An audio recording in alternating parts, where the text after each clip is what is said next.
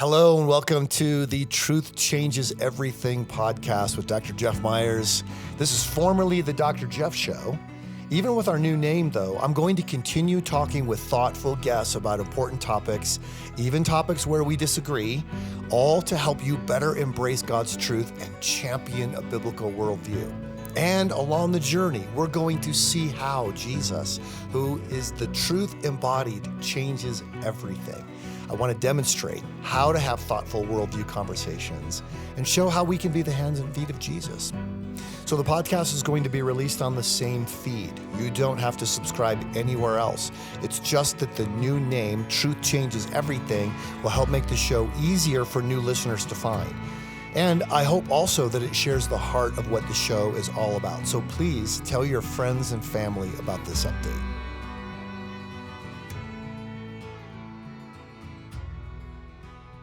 Welcome to the Truth Changes Everything podcast. I'm your host, Dr. Jeff Myers, and this is the show where we explore how God is at work changing everything through Jesus. Jesus is the truth in the flesh. He opens up reality for us. And in this show, we discuss how the truth changes everything about all different kinds of issues. Before we dig into this episode, though, I want to remind you, if you've been watching this show or listening to it for a while, you know that I've written a book on Israel called Should Christians Support Israel? Seeking a Biblical Worldview in an Impossible Situation. It shows how Israel has a right to exist and defend itself, why Hamas, as this terrorist group, must be destroyed in its ability to field a military or have a government, and what God is doing in the Jewish people to this very day. A lot of people have wondered how they can get the book, and I'm just going to tell you very quickly how to get it. My gift to you, go to summit.org/Israel. If you want additional copies to give to your friends and family or distribute in your church, I would appreciate it if you could kick in something for the postage and handling, because that's very expensive. But this first copy, my gift to you. So just go to summit.org/Israel to get a copy of Should Christians Support Israel? Well, today's show is the idea of a soul, an outdated concept. Do we have souls? Are we souls? What is a soul? Is it the whole universe? Is it something that we individually have? So what may surprise you is how much the biblical narrative about the soul helps us understand a lot of things about human nature, including how to be people who flourish and bring flourishing to other people. So that's what we get to talk about in this particular show. My guest for today is Dr. Stan Wallace. He is the president and CEO of Global Scholars, which is an academic ministry that equips Christian professors to be ambassadors for Jesus in higher education. He's done doctoral studies in philosophy at Marquette University. He holds a Doctor of Ministry degree from the Talbot School of Theology.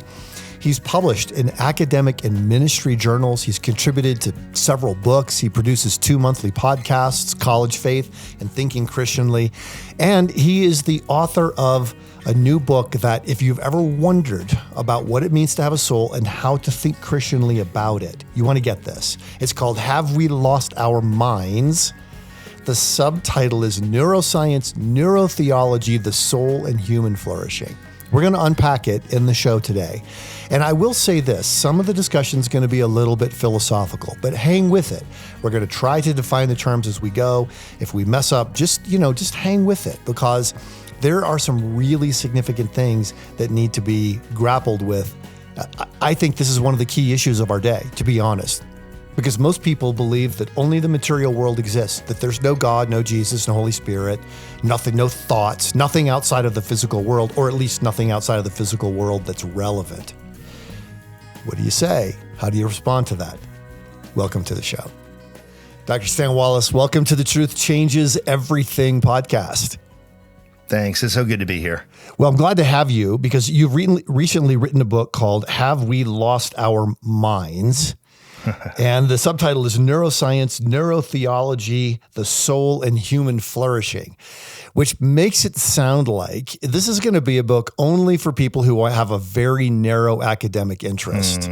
But what you dig into is absolutely fascinating and crucial for all of us to understand. And that is the difference between secular worldviews, say secularism, postmodernism, Marxism, that say that only the material world exists. And therefore, there's no God, there's no Jesus, there's no Holy Spirit, no heaven, no hell. We don't have minds that are separate from our bodies. We don't have souls. Right. That and a biblical worldview, which proclaims the existence of a soul. And that's really the topic of your book. And then also making sure that Christians don't fall into that materialistic trap. Yes. Because many Christians, in trying to understand neuroscience, have sort of crossed over that line, and they might be putting us in a dangerous position. Is that a fair summary of where you're headed? That's very well said. Okay. Absolutely. Okay. Well, good. Well, I want to get a little bit of the sense of why you are passionate about this topic, and then I'd really like to dig in. And man, if there is such a thing as a soul, that changes everything about the nature of reality. But we got to be able to make that case to people who are suspicious. But first of all, what's the story behind the book? Well, one of the most influential people in my life has been Dallas Willard through his writings, but then his protege, J.P. Moreland, has been my mentor for probably 30 years now. I studied under him, took my master's and doctorate under him, and we've become very close, and he's been a huge influence on me as well. And so the work of both Dallas and JP has really focused on these issues at a pretty high academic level. And so my hope is to, in some ways, translate or make it available to all the rest of us who don't have a chance to engage at that level, but still these issues are things we need to think about. And in fact, Dallas said that one of his two greatest fears was that we wouldn't think well about these things. He called JP to his bedside, essentially, as he was passing away, and said, I'm really worried about the spiritual formation movement that he's been a big part of all of his life. He said, I'm worried that it will not be founded on increasingly substantial theological and philosophical foundations, and it'll go off track. And so that's a big part of what I'm trying to do at a more popular level. Is okay. Let's think about what the soul is, why we should believe it exists, first of all, and what it is consisting of, how we understand its makeup, and how that then influences how we love God, spiritual formation, and how we love others, ministry to the hurting world. Stan, what do you think it is about the secular worldview, and I use the term materialism, but I don't mean what people in the popular culture mean by that, which is you like having lots of things. Yeah. Materialism is, to philosophers, the idea that only the material world exists, or only the material world is relevant to our philosophical considerations. Why has culture gone that direction, denying the idea of soul or anything that's immaterial? Yeah, a lot of answers to that. And I do use the word physicalism as opposed to materialism for that reason, just so it's not confusing. Yeah. There are little nuances, but it's not important. So I'll speak of physicalism. Sure. There are a lot of reasons, but a lot of it goes back to the Enlightenment, in which the movement was to say, we really have to be able to verify something with our five senses in order to know it's true. And empiricism became a leading idea of how we know what we know through David Hume and others. And the scientific approach shifted from Aristotle's idea, where you need to not only understand the material aspects of something, but the immaterial aspects of something to really fully explain it, to a much more reduced vision of science, which is through Francis Bacon. It's called Baconian science, which is dominant today, which says all we need to know is the matter and energy in play, and we can fully explain something. So there was just all these shifts in the Enlightenment, and the soul got left behind, somewhat actually, because there was an increasing adoption of a view of the soul as kind of stuck in a body, not really deeply united to a body, but kind of a ghost in the machine. Mm-hmm. This started with a lot of Plato's thought, but came through the work of René Descartes. So it's called Cartesian dualism. There are these very, very separate things, this soul and this body, and we can't figure out how they interact. And so, in fact, the body can explain most everything anyway, just as a machine running on its own. So what need is there for a soul? So it just, for a number of reasons, fell out of the conversation and was no longer a relevant option. And that's led to a lot of problems, because there's a lot of good philosophical and theological reasons to believe there is a soul, and to realize that if there's a soul, that has implications for how I live, how I flourish, how I serve others well, and all those things.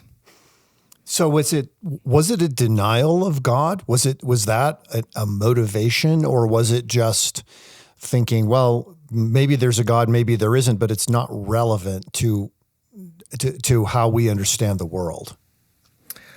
Yeah, there's a lot of different views and answers of the Enlightenment shifts, and motives are part of that. I don't want to comment on what the motives were, the desires. All I can say is what we have from the record, that people began to more and more define reality as only that which we can in some way physically observe or observe through our five senses. And so God, souls, moral values, all these things fell out of favor.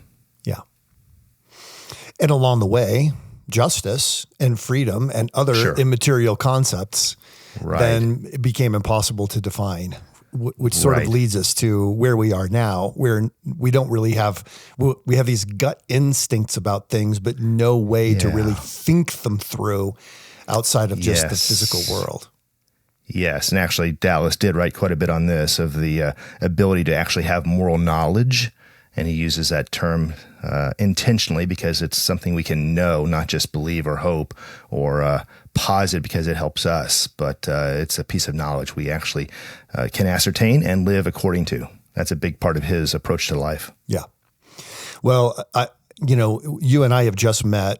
Dr. Paul Copan, I think, introduced us from Palm Beach Atlantic University and the master's program they have there in apologetics and philosophy, which is really great. And then, but there are other tie-ins here. I just thought I should mention. J.P. Moreland has taught at Summit Ministries dozens of times over the years. Sure. And this is interesting. The founder of Summit Ministries, David Noble, was classmates in the doctoral program at the University of Wisconsin with Dallas Willard. I did not know that. And I asked him about that one time. I said, "What do you tell me about Dallas?" Because I had met Dallas, and it was shortly before he passed away. And he said, "Oh yes," he said, "we were the only two Christians in the program." And so whenever they would have debates about theism versus non-theism, it would be the two of us against basically the rest of the class. And he really believed that Dallas's encouragement is what kept him from becoming an atheist. Wow. In that doctoral program at the University of Wisconsin. And then, of course, he went on to found Summit Ministries. Wow. So, it's kind of an interesting backstory. It really is. Well, let's dig into the soul for a little bit, because I can imagine people saying, look, why would I care what these scientists say? I know I exist. I know that my existence is separate from your existence. I know that my existence is continuous. I know that I have thoughts that are somehow not directly or only explainable by my brain function or whatever. I don't really need to make this a big deal. But if people are today in the field of psychology, psyche, the Greek word for soul, psychology, the study of the soul, if you don't have any sense of what a soul is, you can't really help people at the level of mental health or really anything else. So I'd love for you to just describe a little bit when somebody says, well, how do we know we have souls? What is a soul? And give a little insight into why we should think this is important. All right, you ask a few really good questions, so I want to hopefully address them all. So, why should we believe there is a soul? Well, first of all, Scripture is clear that we have a soul. The soul is what allows us to relate to God. The soul is that which endures after the death of our bodies, that we will be in God's presence, as Jesus says to the thief on the cross today, even though our bodies after death will not be. So there's a rich biblical tradition, and I actually draw heavily on this book. I'll hold it up. John Cooper's book, Body, Soul, and Life Everlasting, which is the most detailed theological engagement with this issue. He does a very deep dive on all the biblical texts that have to do with what we are, soul and body. And I think it's just a wonderful book to have on your shelf. Beyond the theological data is the philosophical data.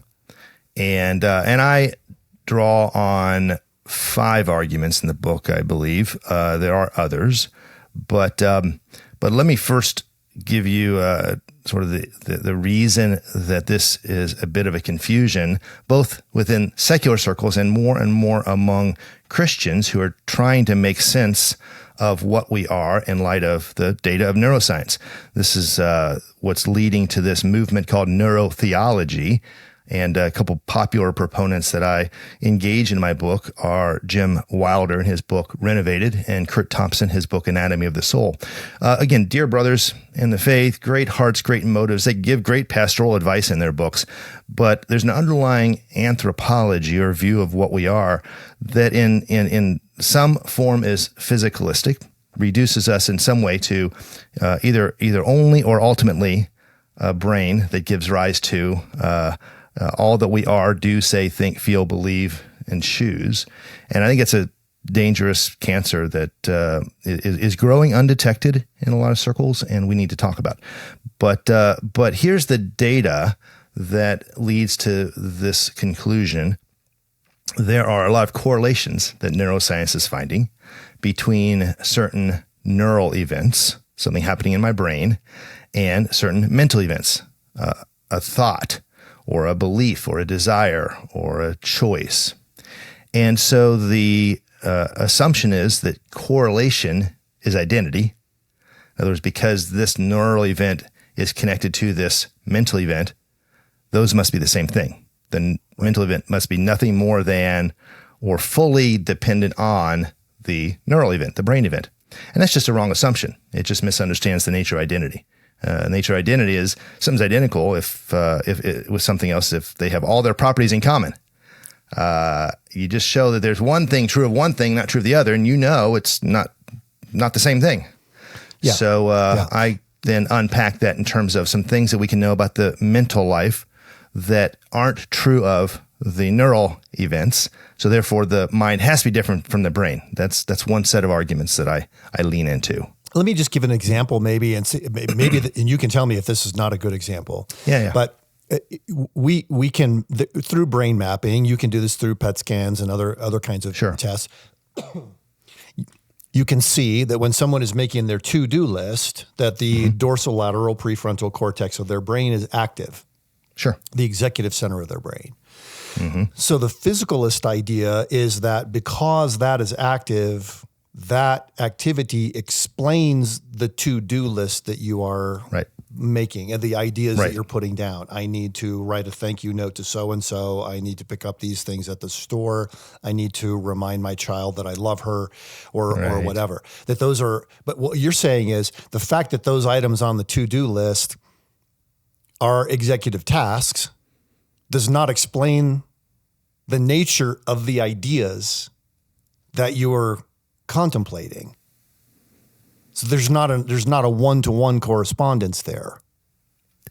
Yes, yeah.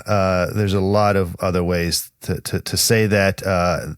You framed it a little bit differently than I would, and that's another argument that could be given. I use not the nature of the thought, the content of the thought, so to speak, which I think you're referring to, but I refer more broadly to reason. Okay. That reason, when we think A, then B, then C, is not something that can be explained by matter in motion. We would never say that the balls on a pool table that are going in different directions after the break, have reason in some way explaining what they do. No, those are the laws of physics and chemistry that determine how they go based on the velocity of the cue ball and the angle of attack and so on and so forth. So you can't get reason out of chemistry and physics. We certainly are reasonable. Even to make an argument for physicalism is using reason that's not determined, because the argument is, well, I've looked at the evidence and I have decided based on the evidence it's most reasonable to believe in physicalism. That in itself is an argument that can't be generated by physical constituents, by the brain. It's an assumption that I've got some rational capacity that isn't reducible to those chemical and physical interactions going on in my brain. So that's one of the types of things I talk about. I also talk about freedom, and I talk about our first person perspective, which are two other cases of things that are true of our minds that can't be explained by purely physical processes. Though I do, again, want to affirm there's a deep correlation, and that's the type of what I call holistic dualism I'm advocating for, is we do need to see that the brain is very involved in our thinkings and feelings and choosings. It's just not the driver. It's what we use, our soul uses in the process. Okay. All right. That's really helpful. I think a lot of people would say, sure, okay, I get that so far. That makes sense to me. But how do I know my soul is my own? When you go we're in Manitou Springs, Colorado with the Summit Ministries program. You go to downtown Manitou Springs and you'll find that a lot of people believe that the soul is more of like the oversoul. The soul is the force behind the entire universe. It's not something that we individually have. How do you grapple with that? I mean, everybody is going to be saying that. If you go into this town and you go into the, into the little Wiccan shop or the shop where they sell crystals or whatever, they reject the Cartesian dualism, but they embrace something that's, it is a kind of monism, but one that's not dealing. You don't have a personality. You don't have an individual soul. Is what the way they would put it. Sure. Yeah. Well, I jotted down 3 thoughts. There's a lot more that could be said, but anybody can make any claim about anything. The question is, are there good reasons to believe that's true? So I just want to start asking some questions. Yeah. Who is making the claim that you're making? Or do you have reason to think you're not the one claiming that there's no soul? And if so, how is that consistent with you not being a soul to have a thought that leads to making a claim? So in other words, I just ask questions to say, just because it's positive doesn't mean it's true or it's more reasonable.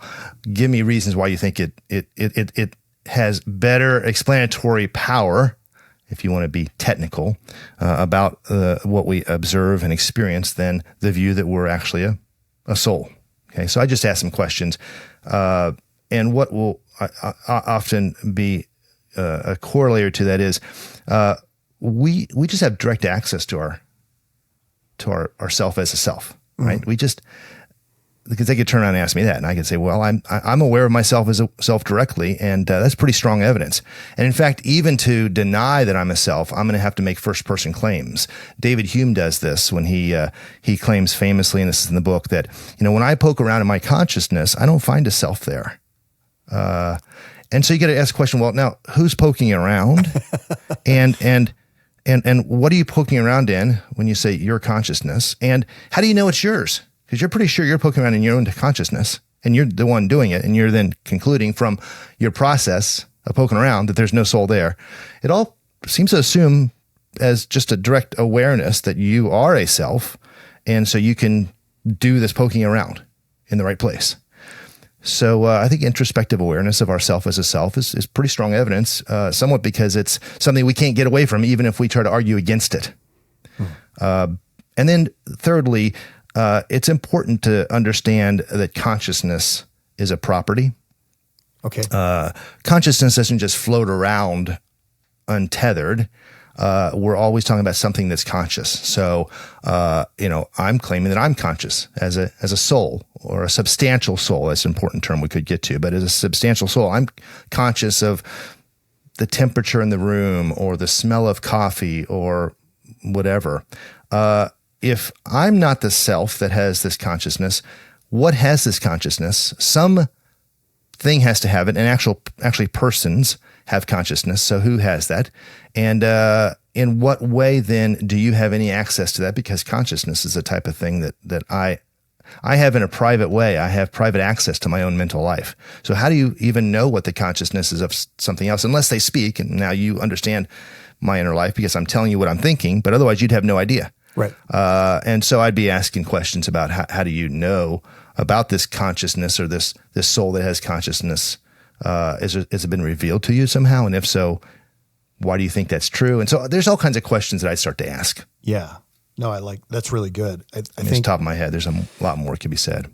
Yeah, I didn't mean to go down a rabbit trail there. I'm just thinking of I know these conversations are taking place every day with people. Absolutely. Say, I think there is something more than just the physical world, and it's this force, and all of a sudden they're off in a very different direction. Sure. So this I love the discussion so far, and I'd love to kind of move toward this idea. You mentioned. Jeff, could I jump in? Because yeah. I didn't mention two of the most powerful arguments that we are a soul and a substantial soul at that. So I mentioned the fact that there are certain mental events that aren't identical with brain events that have to be had by something that is therefore immaterial, namely the soul. But two other very important arguments that I do develop in the book is our unity at a time. The fact that we have all these various sensations that are, correlated to different parts of the brain, but we are having a unified experience. And this is what physicalists have struggled for a long time to explain and still can't. It's called the binding problem. How are all these very discrete experiences through visual stimuli, what we're hearing, what we're smelling all at one time, how are those one unified experience of the world? And secularists have not been able to explain this, and it's why it's called the binding problem. John Searle at Stanford has done a lot on this and is just very thoughtful in saying, we just can't solve this. A really good philosophical argument that we are an immaterial binder of all of our experiences. And then secondly, that's unity at a time. Secondly, there's an argument for unity through time. There's a real sense that when I look at baby pictures of myself, that was me.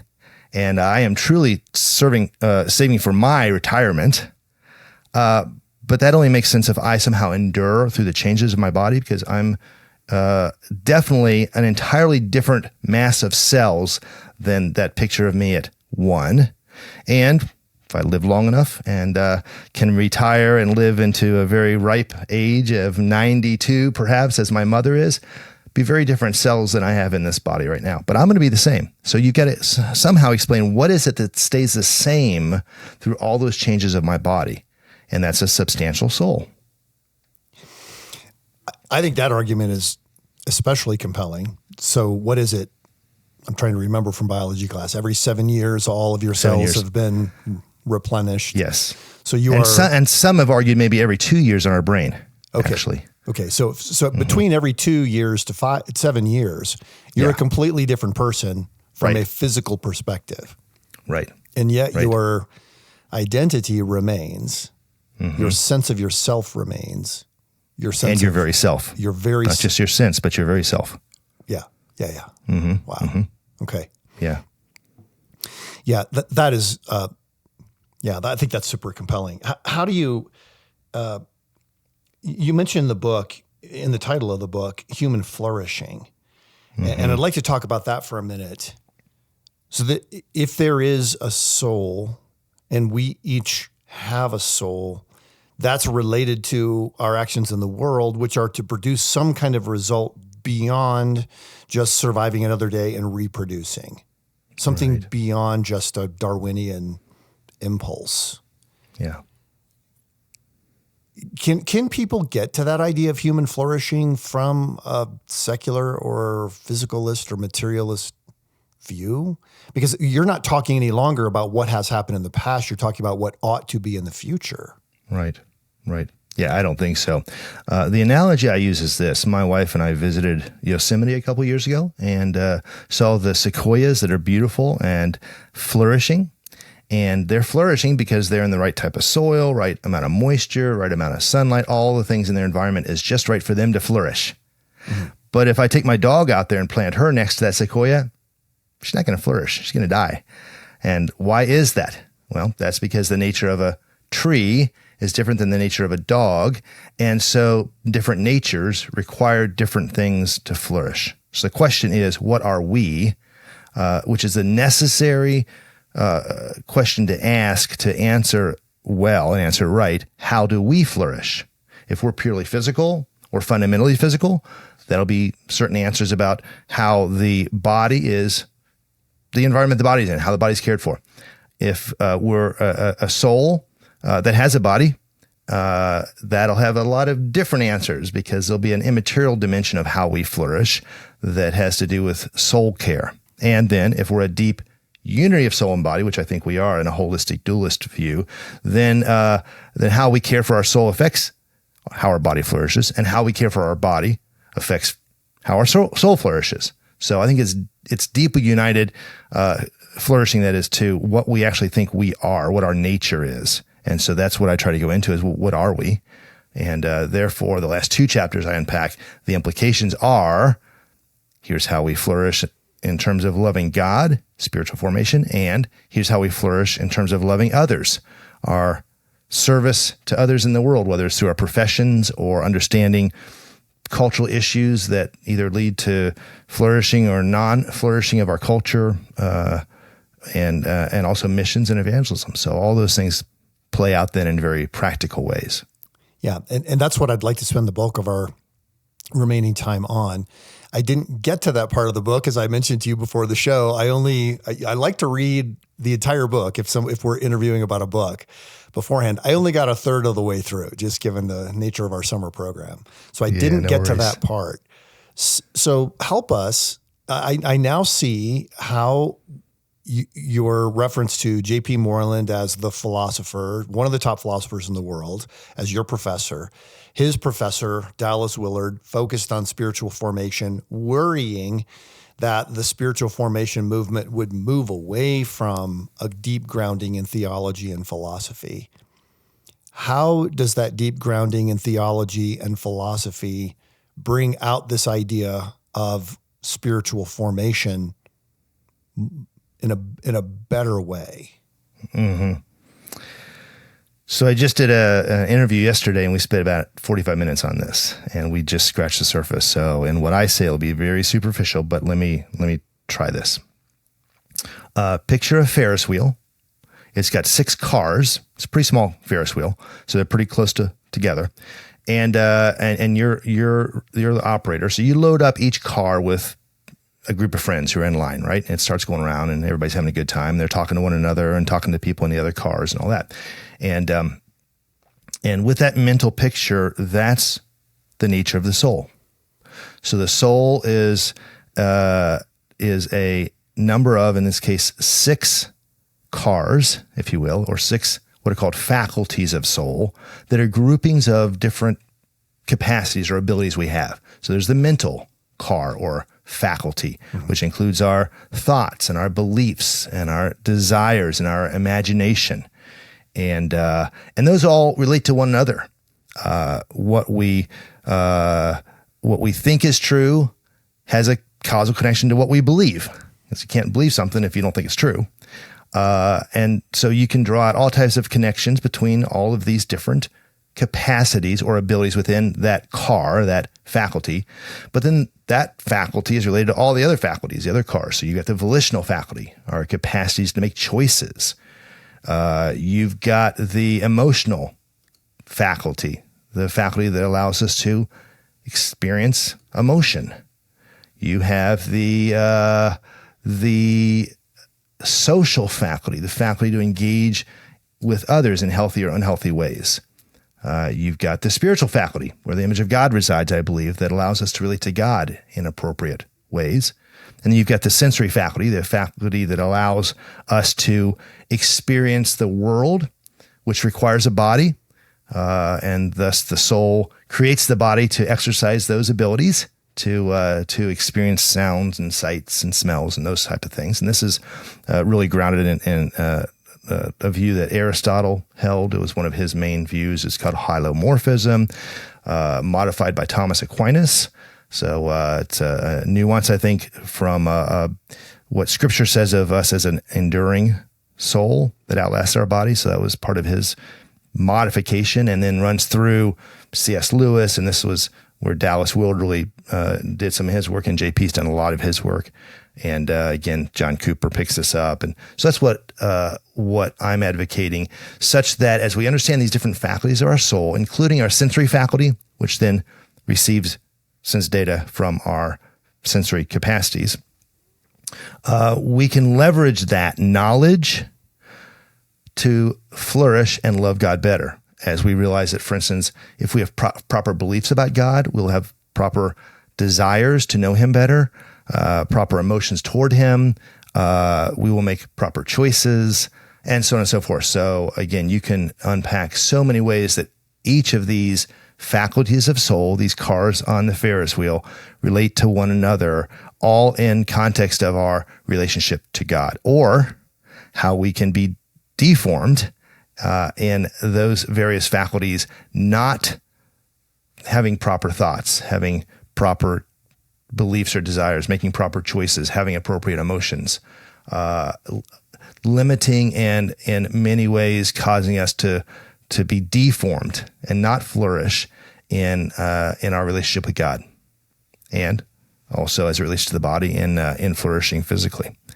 So those are some of the, at a very, very top level, ways that that Dallas in his writings, what JP's doing, what I'm trying to translate again, are pretty key to understanding spiritual formation, by understanding more and more what the soul is, what these faculties are, what these capacities in the faculties are, how they relate to one another, and how we can leverage that. Yeah, so we're thinking of these 6 different faculties of the soul: the mental, volitional, emotional, social, spiritual, sensory. Is it fair to say that physicalism, I mean, what of those, does it say that all of the others are only sensory, or what? Because I'm getting a little confused. Yeah. I remember studying this in psychology class in college. I mean, we were not given any sense that we as human beings are anything other than sensory. Mm-hmm. Sure. And that somehow we have to explain everything else from that. Exactly. So yeah, that the physicalist view of whatever stripe is going to ultimately reduce everything to that sensory, and not even sensory faculty of soul, but sensory physical reality. Again, I think this is wrong to do, but they would say a thought or a sensation is, or like a sound is nothing but those neural events. So yeah, it's a reductionism. Now there is a view called non-reductive physicalism. It's still physicalist in that ultimate reality is matter.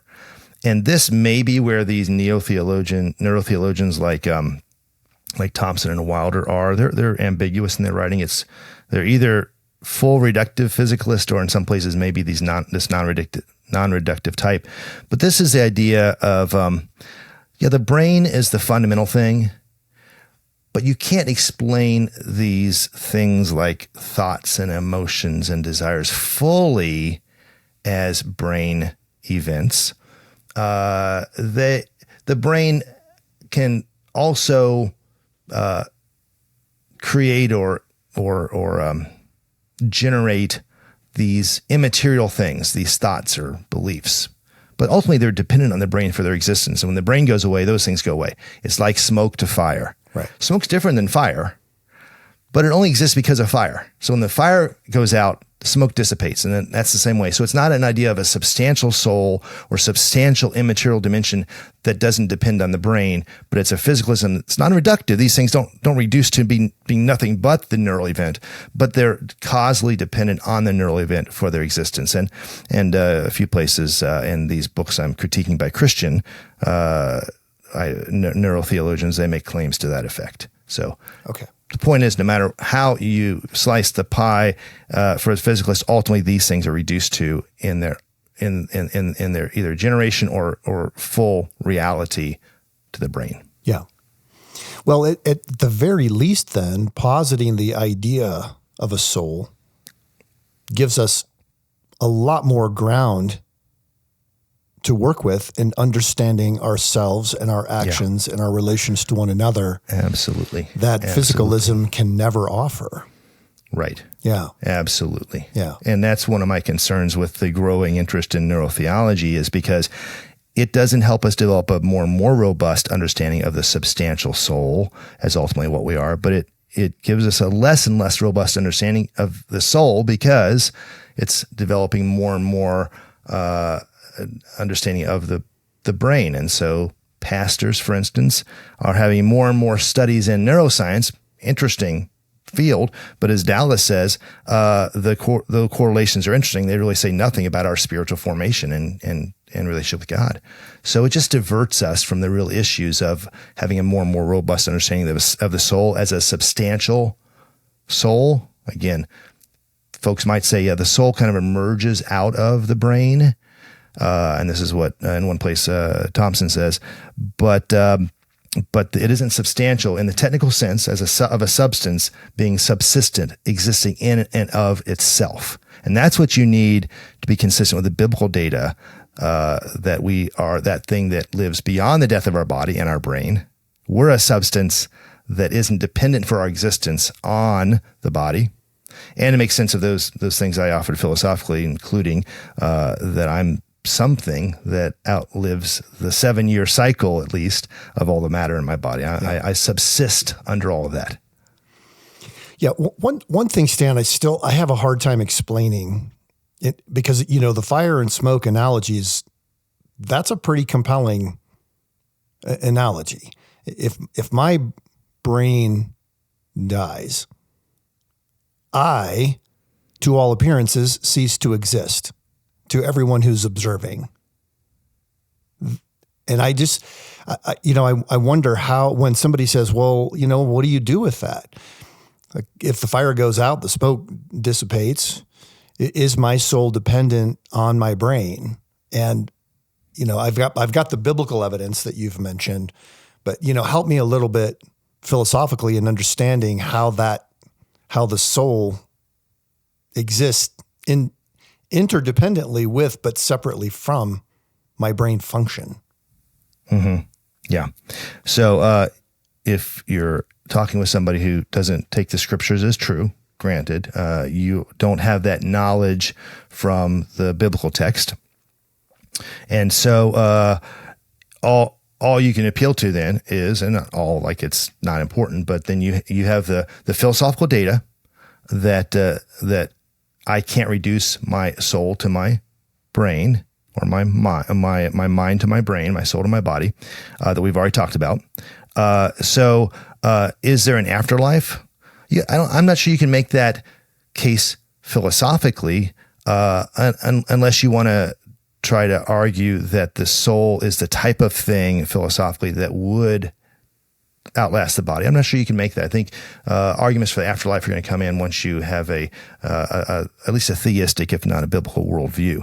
Now, that said, there is some empirical data that's getting more and more press, even by secularists, that is non-biblical and empirical data that our soul lives beyond the death of our bodies.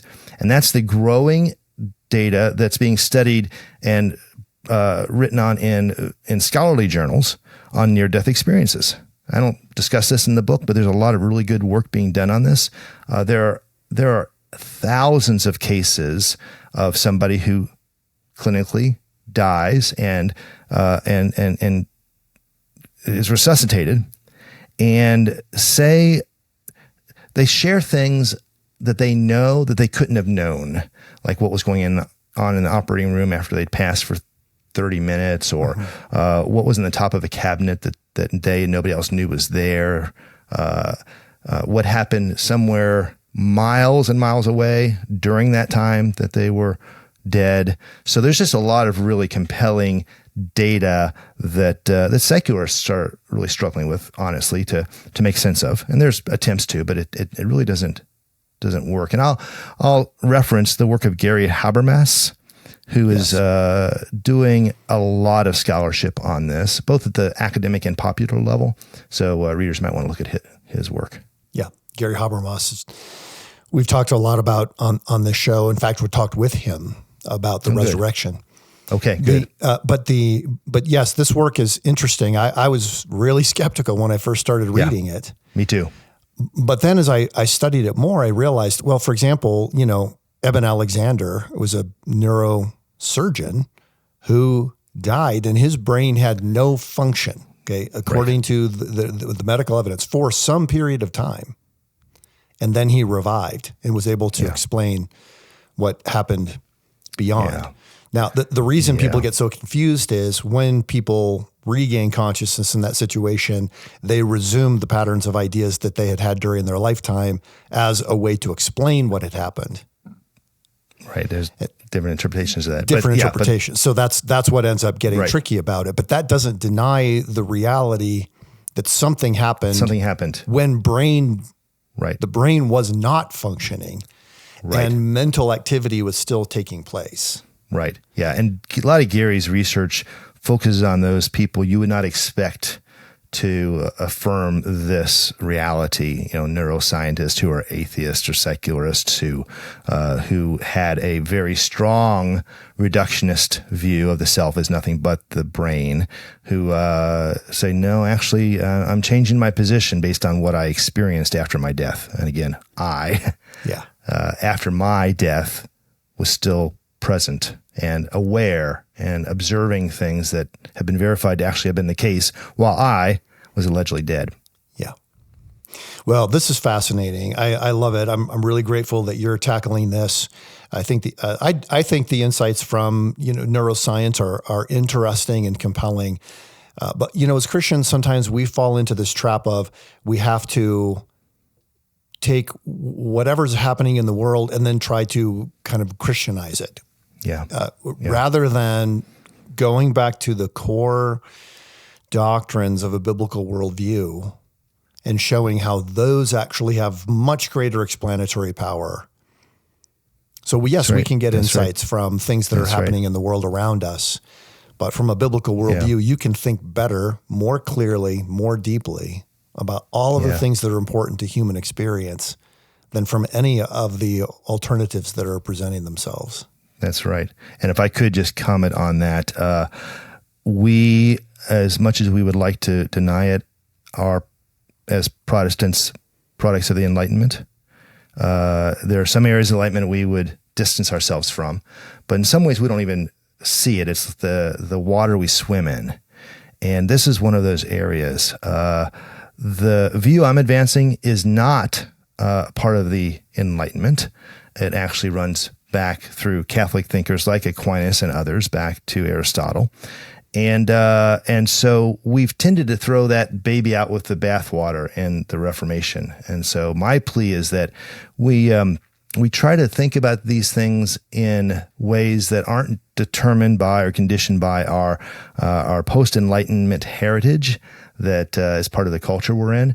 But as C.S. Lewis said in his inaugural lecture when he went to Cambridge, I believe things that the Enlightenment kind of got rid of, but think they're still true. Truth isn't something that is determined by popular vote, and so that's why I think there's a lot of value. And I discovered this in my class with JP on this issue, philosophical anthropology, because I wanted to work on the issue of euthanasia and when we would actually have reason to believe the person is no longer present, and therefore when it might be appropriate to withdraw life support. So very practical issues that, by the way, I had to face 20 years later myself with my daughter. So I was very glad I'd done this research. But JP pointed me to some of the writings of Aquinas on this, who I wasn't really familiar with, and I realized, wow, there's such richness here and depth of reflection on the human person and this deep functional unity of the person, yet distinctness, that has set me on a trajectory to study more and more of these folks. And I'm still a Protestant, still affirm the solas of the Reformation, but boy, there's a lot we can learn from these guys, and we, to our detriment, tend to just throw that baby out with the bathwater. Yeah.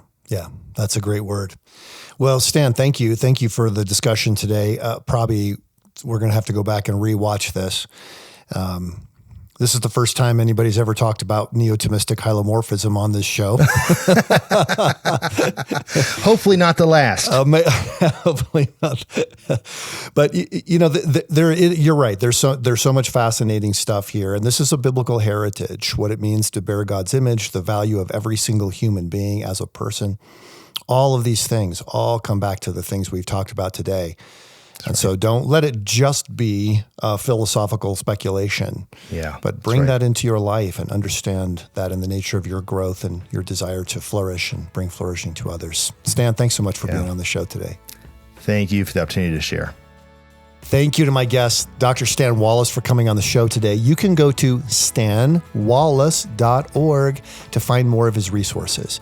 This podcast, the Truth Changes Everything podcast with Dr. Jeff Myers, is a resource of Summit Ministries. At Summit, we come alongside the rising generation, their trainers, parents, and influencers, so that young people may know God's truth and become champions of a biblical worldview. To learn more about Summit Ministries or get more resources to help the young people in your life embrace and share the truth that changes everything, just visit summit.org. Thanks for listening. We'll see you next week.